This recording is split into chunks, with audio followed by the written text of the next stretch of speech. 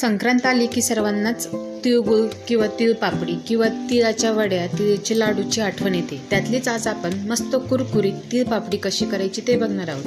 ही पापडी अगदी 5 ते 10 मिनिटात बनवून तयार होते. खायला देखील अप्रतिम लागते आणि करायला सुद्धा तेवढीच सोपी आहे. मग पटकन व्हिडिओला लाईक करा, व्हिडिओ शेवटपर्यंत पहा आणि चॅनलला नक्की सबस्क्राईब करा. नमस्कार, मराठी स्वयंपाकमध्ये आज आपण करतोय तिळपापडी. तर तिळपापडी करण्यासाठी पापडी छान कुरकुरीत व्हावी म्हणून खास पाक कसा करायचा याच्या मी या ठिकाणी टिप्स देखील सांगितलेल्या आहे.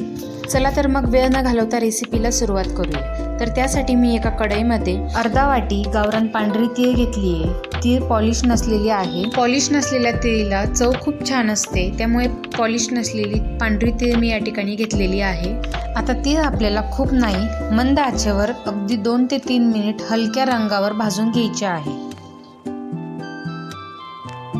तर हे बघा, 2 ते 3 मिनिटानंतर तीळ छान अशी भाजून झाली आहे. रंगसुद्धा हलका बदलला आहे, छान अशी पॉपकॉर्न सारखी उडते. आता ही तीळ आपल्याला एका प्लेटीमध्ये काढून घ्यायची आहे. आता पुन्हा आपण कढईमध्ये घेऊया 1 चमचा साजूक तूप. गॅस आपल्याला बारीक ठेवायचा. तूप छान वितळले की मग यामध्ये आपल्याला घालायचा 1 वाटी बारीक चिरलेला गूळ. तर मी या ठिकाणी साधाच गूळ घेतलेला आहे. हवं तर तुम्ही चिक्कीचा गूळसुद्धा या ठिकाणी वापरू शकता, आणि जर चिक्कीचा गूळ नसेल तर तुम्ही आपला साधा गूळसुद्धा या ठिकाणी वापरू शकता. अर्धी वाटी तीळसाठी मी या ठिकाणी 1 वाटी गूळ घेतलेला आहे. आता मंद आचेवर हा गूळ आपल्याला संपूर्ण विरघळून घ्यायचा आहे. तर 1 ते 1.5 मिनिटातच गूळ संपूर्ण विरघळला आहे. यामध्ये गुळाचे खडे शिल्लक राहिलेले नाही. आता आपल्याला हा पाक कडक बनवायचा आहे. यासाठी आपल्याला मंद आचेवर सतत ढवळत असेच शिजवून घ्यायचे आहे. तर 1 ते 2 मिनिटांनंतर चेक करूया. तर गूळ विरघळल्यापासून 2 मिनिटानंतर पाकावर असा फेस येऊ लागला की थोडासा पाक असा पाण्यामध्ये टाकून बघू. तर हे बघा, याची अशी गोळी तयार होते. ही गोळी अजून खूप कडक नाही, अजून ही गोळी दाबली जाते. आपल्याला कडक पाक हवा आहे म्हणून आपण याला अजून 1 मिनिटभर छान शिजवून घेऊया. मंद आचेवरच याला सतत हलवत राहायचे. गुळाचा पाक बनवत असताना तो अगदी पटकन तयार होतो, त्यामुळे गॅस अजिबात मोठा ठेवायचा नाही, नाहीतर मग पाक हा करपट होण्याची शक्यता असते. तर अजून 1 मिनिटाने आणि सुरुवातीपासून आतापर्यंत 4 ते 5 मिनिट हा पाक डार्क झाला आहे, थोडा असा घट्ट झालेला आहे. पुन्हा चेक करून बघूया. तर आता बघा, हा पाक एकदम असा कडक झाला आहे.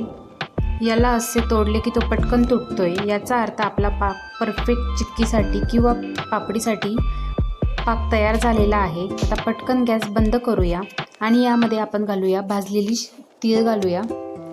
लक्षात घ्या, पाक तयार झाला की गॅस पटकन बंद करायचा आणि मगच आपल्याला भाजलेली तीळ यामध्ये घालायची.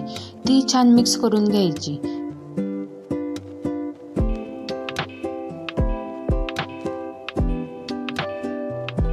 तीळ चांगली मिक्स झाली की मग मात्र आपल्याला पटकन हात चालवायचा. तर इथे मी 1 चमचा घेतला आहे. आपला जो मेजरिंग कप असतो त्यातला हा चमचा घेतला आहे. याच चमच्याने आपल्याला या तीळ पापडीचे मिश्रण घ्यायचे आहे. याने काय होते, आपली पापडी ही एकसारखी होते. तर इथे मी बटर पेपर घेतले, त्याला असे तूप लावून घेतले.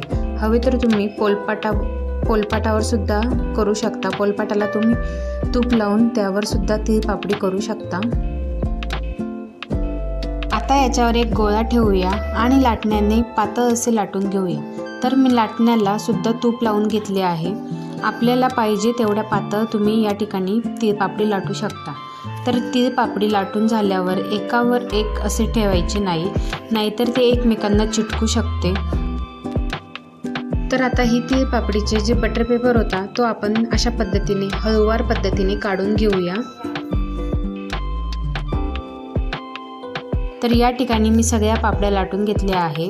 जे शेवटचे मिश्रण होते ते खूप कडक झालेत म्हणून मी त्याचा अशा पद्धतीने लाडू वळून घेतला. तर या मिश्रणामध्ये 6 ते 7 पापड्या तयार होतात. तर हे बघा, इतपत पातळ मी पापडी लाटून घेतलेली आहे. आता याला आपल्याला संपूर्ण गार करून घ्यायचे. 20 ते 25 मिनिटानंतर पापडी सर्व गार झाल्या आहे. हे बघा किती कुरकुरीत पापडी तयार झाली आहे। ही पापडी जवळपास 1 ते 1.5 महिना आरामशीर टिकते आणि चवीला एकदम अशी कुरकुरीत लागते। तर अशा पद्धतीने आज आपण एकदम कुरकुरीत तीळ पापडी कशी करायची ते पाहिलं। ही तीळ पापडी हवाबंद डब्यामध्ये भरून ठेवली तर 1 ते 1.5 महिना आरामशीर टिकते। फक्त ती संपूर्ण थंड होऊ द्या आणि मग हवाबंद डब्यामध्ये भरून ठेवा। तर तुम्हाला ही रेसिपी कशी वाटली ते मला कमेंटमध्ये नक्की सांगा। पुन्हा भेटूया अशाच एका नवीन व्हिडिओमध्ये। तोपर्यंत धन्यवाद।